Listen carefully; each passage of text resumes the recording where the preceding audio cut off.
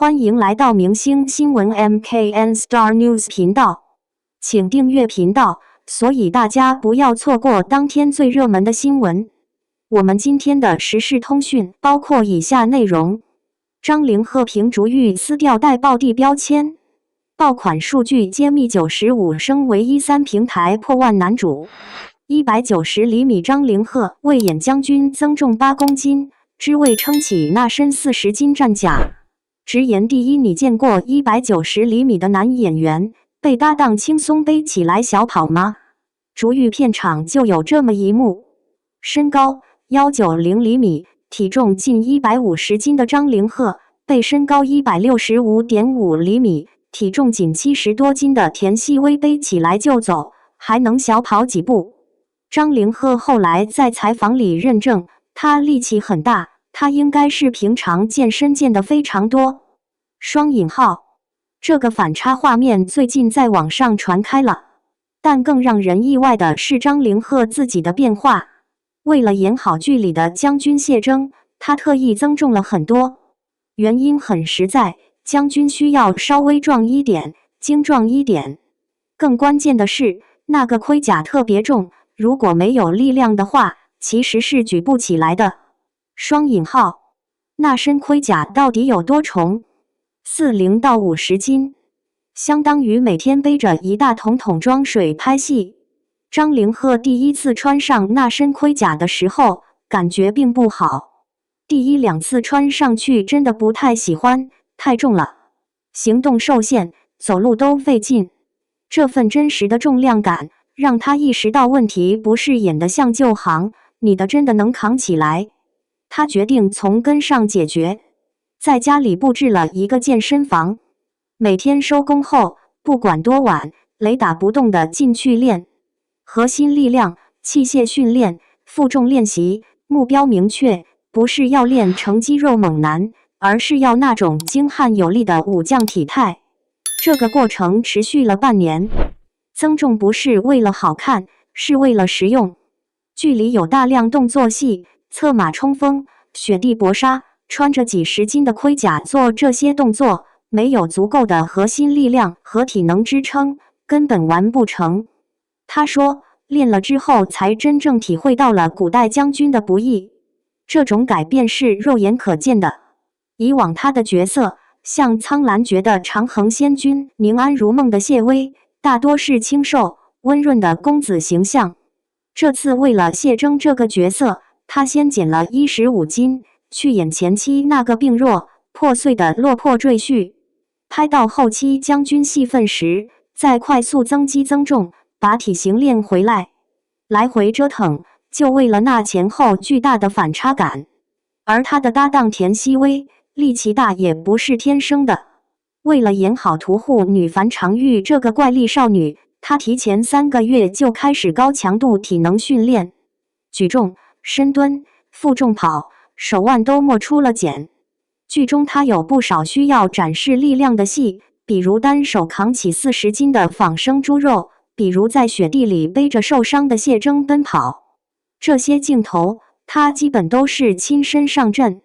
所以张凌赫说她力气大，不是客套话。一个体重只有35公斤左右的女孩，能背起一个近150斤的成年男性小跑，这背后是实打实的训练痕迹。两人在片场的这种状态，某种程度上也呼应了剧里的关系。谢征从需要被保护的病弱赘婿，成长为能披甲上阵的将军；樊长玉从市井屠户女，到能并肩作战的伙伴。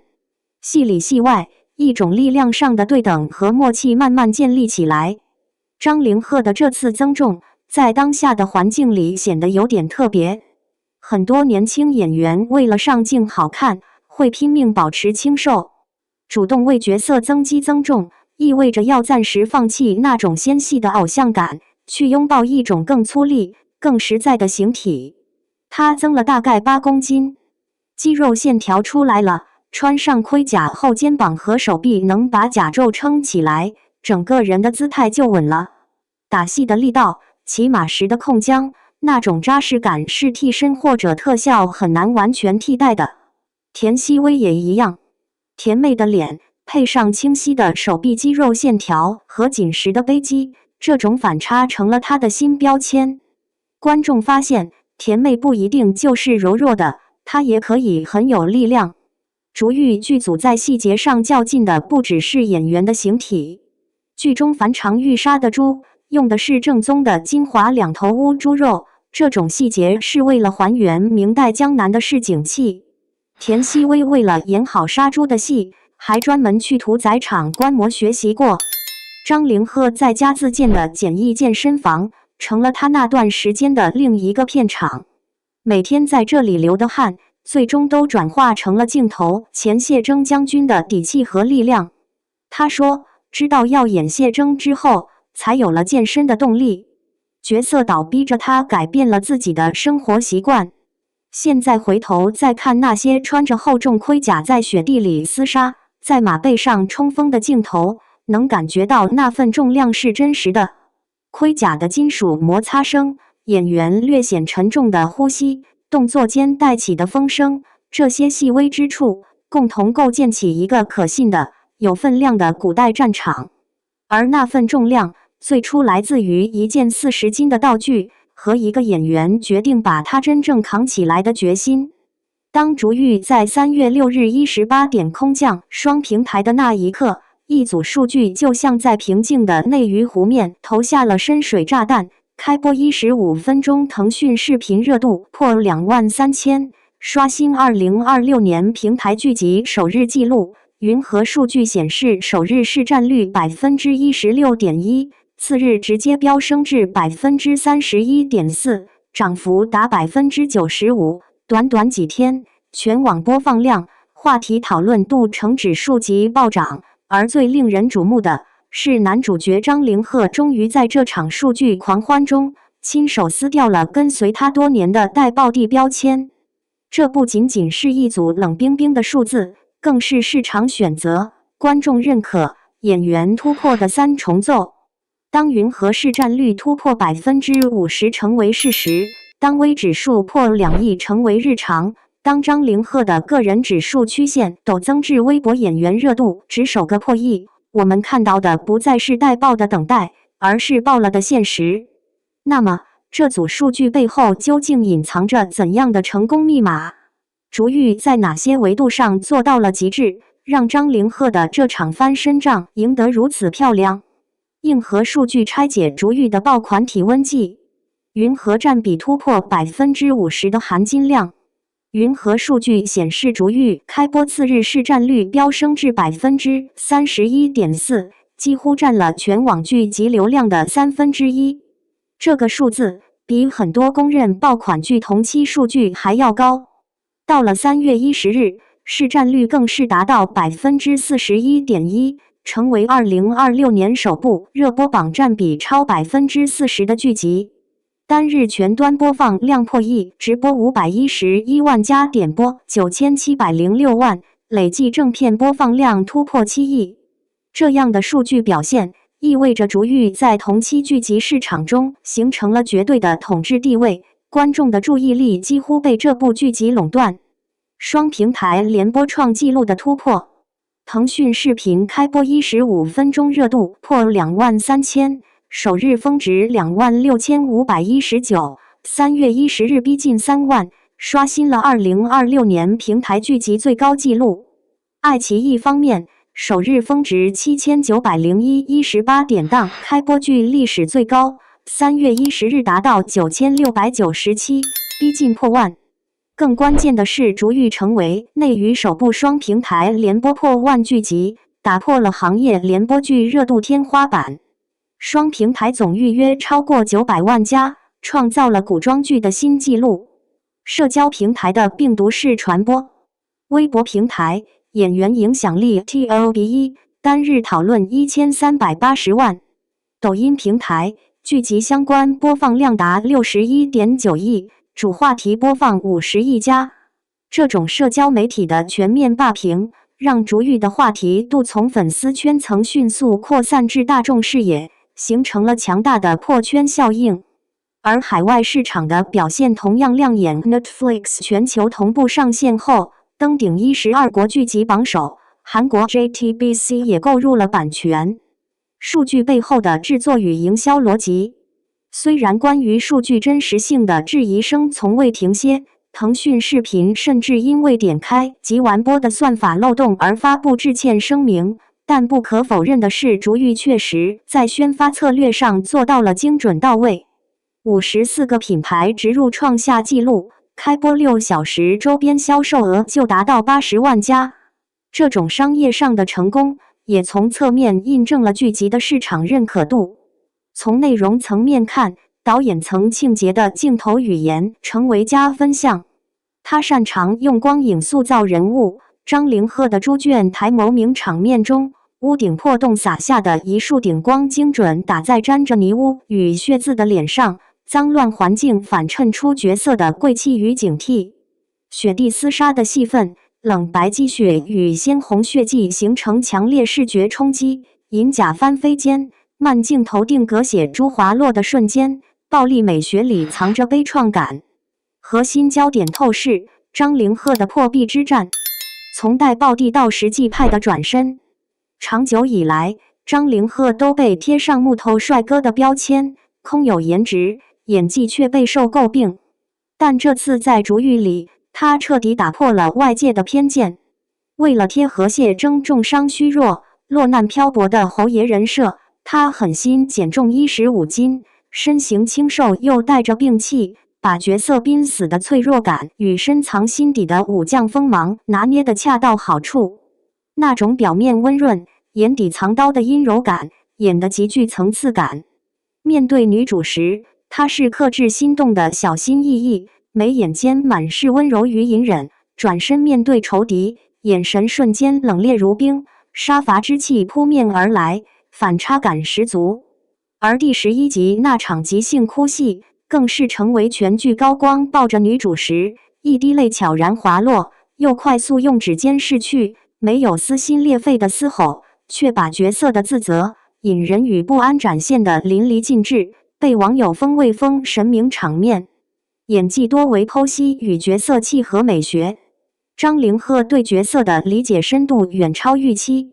当角色账号发布谢峥独白台词"他就这样爱我"狼狈的心引发网友对角色情感内核的简化解读时，张凌赫罕见地通过角色账号2次回应。首次回应强调情感本质，因为他把爱给了最狼狈时期的我，所以我才会把最赤诚的心给他，不希望他因为我而受伤，将狼狈定义为特定境遇而非人格底色。这种对角色完整性的守护，体现了他作为演员的专业态度。在多次访谈中，张凌赫都坚持谢峥的隐忍源于童年创伤，而樊长玉的爱让他从以杀戮解决问题的复仇者，蜕变为学会守护的将军。祠堂放弃复仇的戏份被张凌赫视为角色转折点，狼狈仅是其成长链中的短暂状态。外形与角色深度融合的天选美学，张凌赫主动设计的雉鸡灵造型成为角色视觉符号，结合游戏元素与文化寓意，使角色视觉冲击力更强。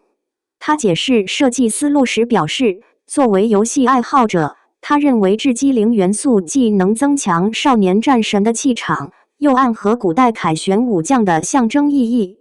为避免文化误读，他还主动查阅史料，确认雉鸡灵并非特定人物专属，而是武将通用标志，排除争议后推进设计。这种对角色的全情投入，让并谷藏锋刃与温柔富含甲的双重特质在张凌赫身上完美融合。减重15斤塑造的单薄身形，通过雉鸡灵造型强化了战神气场，形成了易碎感与力量感的辩证统一。个人数据飙升的赋能效应，市场反馈最为直观。张凌赫7天涨粉29.9万，田曦薇涨粉20.4万 ，CP 超华田作之贺未波即突破10万粉丝，创内娱纪录。商业价值方面，他合作的品牌主线销售额增长69%，总销售额近5亿。更重要的是，竹育让他成为95升唯一3平台破万男主，这一标签从数据层面确立了他的市场地位。粉丝应援也印证了其人气的飙升，粉丝集资300万元进行云包场，刷新95后演员应援纪录。更罕见的是，此次云包场汇集了20多对风格迥异的 CP， 形成内娱少见的 CP 乱炖狂欢。官方主演 CP 田作之和谐音天作之合，创下未播剧 CP 粉云包场纪录，累计超 1.2 万座。生态全景观察，聚集热度的辐射与行业启示。全员热度对比与抬轿效应。竹玉的成功并非张凌赫一人之功，田曦薇这次饰演的樊长玉突破了过往的甜妹形象，穿上素衣时眼神坚定而灵动，换上华服后展现出明媚又锋利的一面。过去观众觉得她台词功底稍显薄弱，而这次肉眼可见她成熟了许多。女配阵容同样出彩，孔雪儿的古装造型清丽脱俗，眼神间透出一股灵动气质。毛琳琳被业内公认为演技派，一个眼神就能传达人物复杂的内心世界。狱中黎温婉大气，跟角色的契合度极高。这种全员美人却不让妆的群像塑造，让每个角色都有独立光辉，没有谁被削弱成配角，形成了真正的全员上桌效应。对行业与带爆标签文化的冲击。竹玉播出之后，张凌赫身上的讨论终于有了实质性的变化。以前提到他，大家第一反应总是脸、身形、古装气质，夸来夸去几乎都绕不开一句天选古人。这当然不是坏事，可优势也容易变成限制。当一个人太容易凭外形被记住，观众反而没那么急着去追问他到底演得怎么样。这一次，大家开始聊的不再只是他上镜，不只是他适合古装，而是谢峥这个角色到底有没有立住，他的情绪有没有真正落下来，他是不是终于把人物往里演进去了一点。这其实比又帅了更重要，因为对一个高颜值演员来说，最难的从来不是被看见，而是有一天观众终于愿意放下对外形的惯性判断，认真聊聊他的角色和表演。成功模式的参考价值。竹玉的破圈首要归功于谢峥这一角色的颠覆性设定。谢峥是个极致复杂的人物，落魄侯爷的身份下藏着顶尖权谋手段，表面病弱寡言，寄人篱下，实则手握铁骑，默默蛰伏复仇。这种弱与强的极致反差，精准戳中当代观众对立体角色的审美需求。幕后配置也是关键，九重子导演曾庆杰、星汉灿烂编剧邹越联手打造，林俊杰与方文山量身定制主题曲，再加上张凌赫与田曦薇的高颜 CP 感，形成了一整套王炸组合。平台将其列为 S+ 项目，权谋证据邀约激增，印证了张凌赫通过竹玉完成从流量向实力派的进阶。数据背后的不变法则，好内容与真演技的胜利。竹玉的成功不是偶然，而是精准的数据表现、扎实的内容品质以及演员突破性表演共同作用的结果。当云和数据突破 50% 的那一刻，我们看到的是一个演员如何用一部作品扭转乾坤，让待爆的预言成为已爆的现实。张凌赫的案例告诉我们，待爆帝这个标签背后，既是期待也是压力。流量预测与最终兑现之间的关键变量，始终是作品质量、角色匹配度、市场时机等多重因素的综合考量。在竹玉中，张凌赫做到了与角色谢峥的高度契合，通过减重15斤的形体塑造、即兴设计的细节动作，对角色内核的深入理解，完成了一次从外形到演技的全面升级。真正难得的不是热度还在，而是大家终于不只看他的脸了，开始认真聊他的角色，聊他的表演，聊他到底演到了哪里。当观众愿意放下天选古人的惯性判断，去审视一个演员的表演细节和角色完成度，这本身就是一种进步。竹玉之后，内娱或许可以少一些带爆的标签焦虑，多一些对作品质量和演员实力的客观评估。毕竟，真正的爆从来不是预测出来的，而是演出来的。张凌赫至少已经用竹玉证明，当好内容遇到真演技，待爆终会变成已爆。